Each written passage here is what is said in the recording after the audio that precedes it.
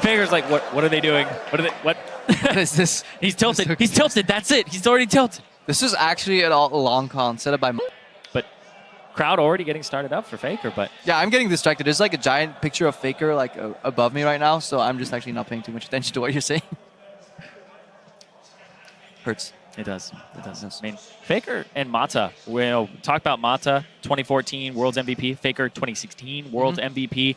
These are both guys who were the best player in the world at one point for their role, for sure. Yeah, but Mata became the best player by knowing the best spots to ward and where to walk. Faker became the best player in the world by killing people. So that's kind of a dichotomy that they kind of need to survive right there. However, Mata, I think, is rumored to play different roles. Allegedly, he has like different accounts that he ranks up all the way to Challenger in different roles, kind of the role-specific accounts. So he knows how to play almost every single champion. And he's also no stranger to the Howling Abyss. Exactly.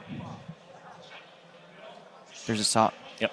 Anyway, we do want to hear a little bit more about how he loves the Howling Abyss. So we're going to throw it over to Mata to get his opinion. 개인적으로는 제가 칼바람 나락에 대해서 자부심이 엄청나기 때문에 이번에 좀 잘하고 싶네요. 제가 시즌 2부터 나와가지고 사실 랭크보다 약간 좋아했던 게임이 그 미드 5대5 아람전인데 이번에 그냥 캐리하고 싶네요. I feel like I've been doing everything wrong in my life. Yeah, that last thing we did wasn't very good. I mean, except for the really awkward toss. So like, I've told myself I'm too old to play the game. 28-year-old guy wins on Lee Sin. I focus so much on rank, calling like ARAM a waste of time. And the best support in the world says ever since season 2, he's kind of just playing ARAMs all the time. He likes him more than rank. So maybe that's the approach. Oh, yeah! Let's go! Oh, they actually did. They locked it. Faker, I mean, he accepted duels where it was mirror match and Nivea against Froggen last year. Faker, he is susceptible to challenges. I mean, Faker has to accept. You don't want to have a story of like, yes, I challenged Faker to a duel, and he was too afraid to accept it. Yeah, and I think as well, another thing is, as in Faker's position though, when you accept somebody's duel, you have more to lose than them. Because if they beat Faker, they beat Faker. If you lose, it's like, Proposing Faker to a mirror match is always a win-win. Yeah. If he denies, you actually have a story where you won a little bit, and if not, it's still on your terms. Like, it's the best shot you have to win. Exactly. And if you lose against Faker, nobody's going to hold that against you, right? And that's actually a big problem with being the #1, is you have nobody to really chase anymore. And Faker, though, up against Mata, this is really interesting because why would it be Yasuo? Mata, it's like, Mata Yasuo. It's the ultimate skill champion, though, in Korea. It's regarded as I mean, it's a champion nobody wants on his team because he goes too intense. He's going for it. That's actually a very common Korean page. I'll look at a lot of Peanuts pages. They'll have them. And you're like, wait, you might crit the jungle creep. What? That's actually happened to me once.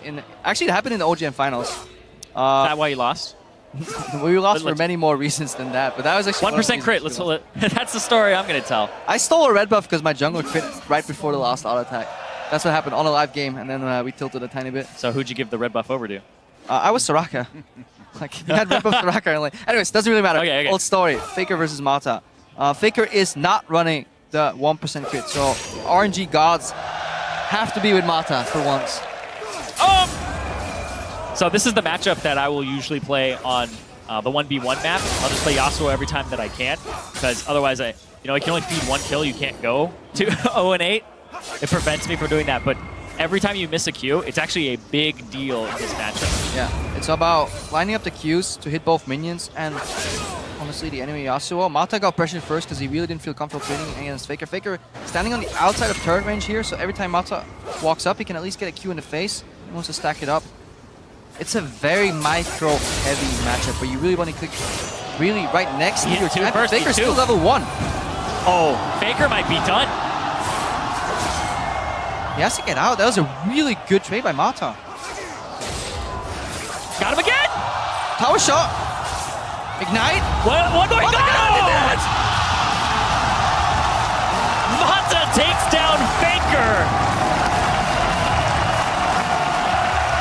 And he takes over the Spanish crowd.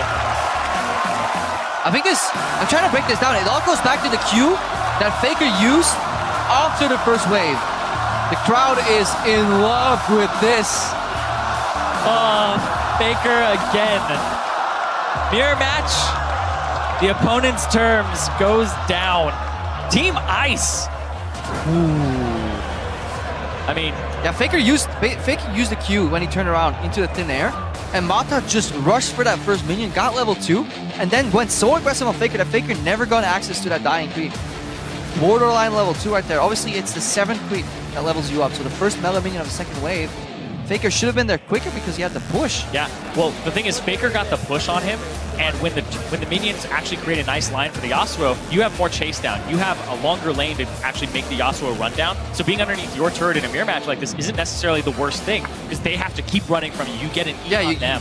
Mata did it really well. He walked alongside his creep to his zone, but even then, the waves are still going to meet in the middle. So in essence, it wouldn't matter. It was just a decision making. I think Mata had his Q up sooner, which allowed him to take down that creep much faster. I want to see it again. I want to see it in almost like long form. Because this is the end, and we obviously know how we got here. It actually takes quite some stones to go in here as well, taking a turn shot voluntarily, but then dancing out. Even didn't have the ignite as well. The focus there, the half joy. You can see he landed. That's where it's like he landed the knockup. FAKER's like, I always hated 1v1s anyways. Oh. Team Ice, though, coming up big today so far. I mean, Yankees is hoping. Reckless Karsa. If Mata can beat FAKER, anything is possible. Anything is possible. 28-year-old wins today. Mata gets taken a victory over FAKER. That's insane. Jankos is not going to beat Prey. Or is he? Well, we don't know yet, but I'm actually really keen for that matchup right now because looking at the upsets that we've had. So for that reason, let's go back to Dash. He's on stage introducing our final matchup. All right, ladies and gentlemen, it is time.